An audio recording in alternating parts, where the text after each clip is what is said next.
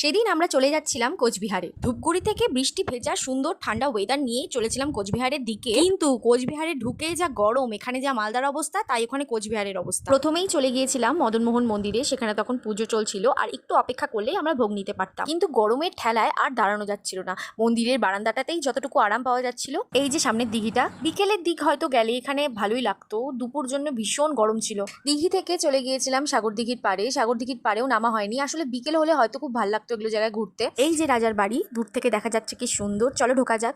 এই যে চলে এসেছি। এত অসুবিধা টিকিটের এখানটাতে, অনলাইন পে হচ্ছিল না, খুচরো দিচ্ছিল না, ভীষণ অসুবিধা করেছে ওরা। গেটের থেকে প্রাসাদ পর্যন্ত যে ডিস্টেন্স ছিল, এত গরমে হেঁটে যাওয়া ইম্পসিবল হয়ে গিয়েছিল, কিন্তু প্রাসাদের ভিতরে খুব ঠান্ডা ছিল আর বেশিরভাগ জায়গাতেই নো এন্ট্রি ছিল। কোথাও ক্যামেরা ফোন ইউজ করা যাচ্ছিল না ভেতরে। তো বাইরে এসে আমরা একটু আখের রস খেয়ে নিয়েছিলাম। মা তো খুব অসুস্থ হয়ে গিয়েছিল।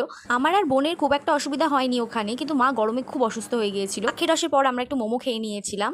তারপর রওনা দিয়ে দিয়েছিলাম ধূপগুড়ির দিকে। ধূপগুড়ির দিকে আসার পথে এই রেস্টুরেন্টটাকে দেখি আমরা ভেবেছিলাম লাঞ্চটা বাইরেই করে নিই, তো আমরা ফ্রাইড রাইস, চিকেন কষা আর একটা তন্দুরি রুটি অর্ডার করেছিলাম। যেহেতু তিনজনেই ছিলাম, তো খুব অল্প মেনুতেই খাওয়া শেষ হয়ে গিয়েছিল। সময় থাকতে থাকতে আমরা ফিরে যাচ্ছিলাম, তো আশেপাশে এত সুন্দর চা বাগান দেখে আমি তো নেমে কয়েকটা ছবি তুলতে চেয়েছিলাম। তো তখন ড্রাইভার দাদা বললো আমাদেরকে গয়ের কাটা নিয়ে যাবে। আমরা গয়ের কাটার এই চা বাগানটাতে নেমেই কয়েকটা ছবি তুলেছিলাম। এত সুন্দর ময়ূরের আওয়াজ শুনে আমার বন্ধু দৌড়ে ভিতরে চলে যাচ্ছিল, তো আমি বারবার বারণ করছিলাম যে যাস না, যদি কোনো চিতাবাঘ লুকিয়ে থাকে গভীরে তাহলে তো হয়ে গেল। আর একদম সন্ধ্যা হয়ে আসছিল, ভয় লাগছিল, একটা প্রাণীও ছিল না ভেতরে, খালি ছিল ময়ূরের ডাক, পাখির ডাক, খুব সুন্দর লাগছিল। এটাই আমার বোন বলছিল যদি আমরা আগে আসতাম অনেক ভালো হতো। তারপর আমরা ধূপগুড়ির দিকে আবার ফিরে গেলাম। তো দোকানে গিয়েছিলাম, দোকান থেকে মাফিন নিয়েছিলাম, আমার বোন একটা ক্রোজেন নিয়েছিল আর একটা চিকেন প্যাটি নিয়ে আমরা বাড়ি চলে এসেছিলাম। এইদিকে আবার আরেকজনের বাড়িতে এসে দেখি তার গাল ফুলে আছে, সে যেতে পারেনি আমাদের সাথে। সে আবার আমাদের জন্য রাগের চোটে ড্র্যাগন চিকেন রান্না করছে। সে আবার আমার ভিডিওতে নিজেকে দেখাতে চায় না, তার রাগে ভরা গালগুলো যদি সবাই দেখে নেয় তার জন্য। মানে অসাধারণ রান্না করেছিল এটা, মানে অসাধারণ। আমার তো লোভ লেগে যাচ্ছে আবার দেখে এটা। So that's it for today.